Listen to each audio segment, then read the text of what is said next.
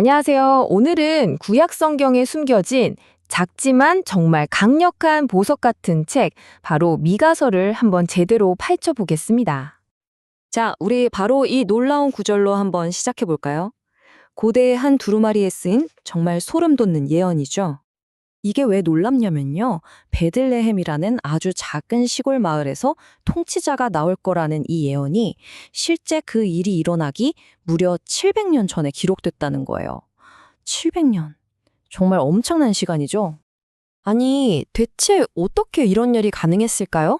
이걸 이해하려면 우리 다 같이 시간에 거슬러 올라가서 이 글을 쓴 미가라는 사람을 만나고 당시 세상을 그의 눈으로 직접 들여다볼 필요가 있습니다.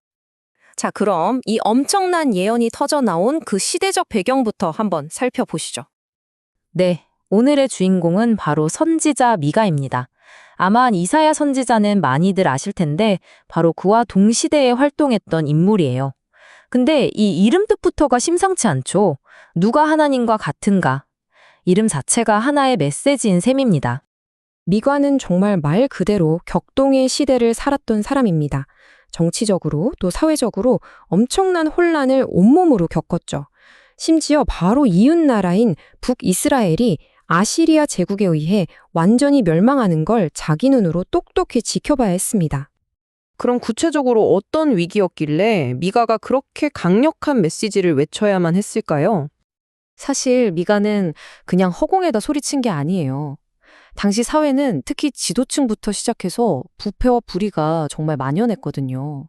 가난하고 힘없는 사람들은 계속해서 착취당했고요. 겉으로는 종교적인 행위를 다 했지만 정작 그 안에는 마음이 텅 비어버린 그런 시대였던 거죠. 바로 이런 상황 속에서 민가는 아주 강력한 원투펀치를 날립니다. 첫 번째 펀치는 아주 엄중한 심판의 경고, 그리고 곧바로 이어지는 두 번째 펀치는 믿기지 않을 정도의 놀라운 희망의 메시지였어요.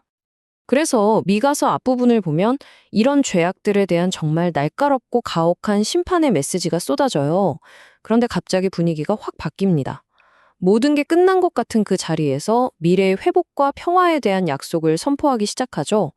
절망의 한가운데서 희망을 외치는 것, 이게 바로 선지자들의 특징이기도 합니다. 그리고 바로 이 희망의 메시지 한가운데서 아까 우리가 봤던 그 700년 된 예언이 다시 등장합니다.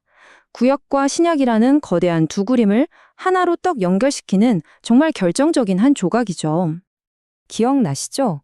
그 작고 보잘것없던 시골 마을 베들레헴에서 이스라엘을 다스릴 위대한 통치자가 나올 거라는 미가의 구체적인 예언 말이에요. 그리고 무려 700년이라는 세월이 흐른 뒤에 신약의 마태복음이 바로 이 미가서의 구절을 그대로 인용합니다. 그러면서 베들레헴에서 태어난 아기 예수가 바로 그 예언의 성취라고 선포하는 거죠. 와, 정말 기가 막히지 않나요? 고대에 던져진 아주 구체적인 예언이 수백 년의 시간을 뛰어넘어 어떻게 성취되는지를 너무나 선명하게 보여주는 거예요. 마치 흩어져 있던 역사와 신학의 퍼즐 조각들이 딱 하고 제자리를 찾아 들어맞는 것 같은 순간입니다. 자, 그렇다면 이런 놀라운 예언과 무서운 심판의 메시지를 넘어서 미가서가 우리에게 던지는 궁극적인, 가장 핵심적인 메시지는 과연 뭘까요? 미가는 그 시대의 모든 복잡한 종교적 율법과 제사 의식들을 단 하나의 정말 강력하고도 기억하기 쉬운 구절로 압축해서 보여줍니다. 바로 이 구절입니다. 이게 바로 미가서의 심장이라고 할 수 있죠. 시대를 초월해서 하나님이 우리에게 진짜로 원하시는 게 뭔지를 딱 요약해주는 메시지예요. 이건 그냥 이렇게 살아라 하는 행동 강령 그 이상입니다. 이 구절은 우리에게 아주 명확한 세 가지 길을 보여주고 있어요. 첫째, 정의를 행하는 것. 특히 사회적 약자들을 향한 공의를 실천하는 거죠. 둘째, 인자를 사랑하는 것.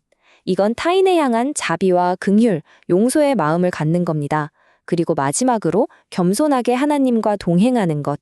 교만 없이 늘 하나님과 함께 걷는 삶의 태도를 말해요. 이 세 가지는 결코 따로 뗄 수 없는 하나의 완전한 삶의 방식입니다. 수천 년 전 미가가 던졌던 이 질문은 오늘을 사는 우리에게도 여전히 똑같이 유료한 도전으로 다가옵니다. 나의 신앙은 그저 형식적인 종교 의식에 머물러 있는가, 아니면 정말 삶 속에서 정의와 자비, 그리고 겸손으로 나타나고 있는가? 이 질문이야말로 미가서 전체를 꿰뚫는 핵심이고, 오늘 우리가 가슴에 품고 돌아가야 할 가장 중요한 화두가 아닐까 싶습니다.